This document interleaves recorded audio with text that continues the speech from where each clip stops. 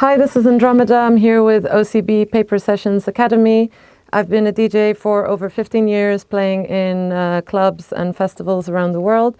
And today I'm really excited to show you some really useful and handy tips and tricks that you can use on how to set up your CDJs before a DJ set, how I organize my USB stick, and also just some very basic overview of CDJ and vinyl. So first I'm going to show you how I set up the CDJs before I start to play a set. First thing I do is turn on the quantize button on both CDJs. This ensures that when you are looping the track that everything is on beat. Then I make sure that the master tempo is switched on, and this ensures that when I change the tempo of the track, the key and the pitch of the song remains the same as it is in the original. I also make sure that I can access the USB from here on this CDJ. I go through my playlist, make sure all the songs are showing up. So now I will give you a very basic run through the CDJs and the mixer and the buttons and faders that you should get to know. Usually you leave the trim knob on 12 o'clock.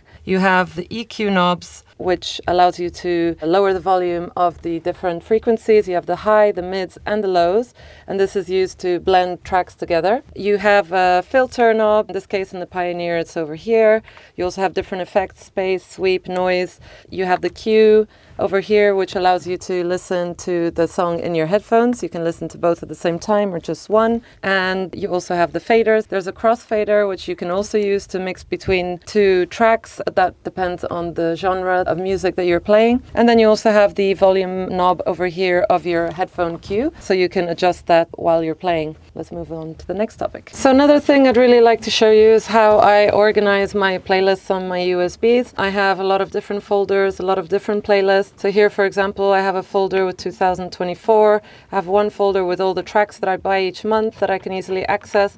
Another one which are my sets, and I always prepare a playlist ahead of every event. Another thing I'd like to show you is how I set cue points. So I always set cue points for all my tracks, and this is so I can easily skip through the track and navigate through the track while I'm playing and be able to jump to different parts of the track. So here I have one at the beginning, and at each drop I can show you how that works.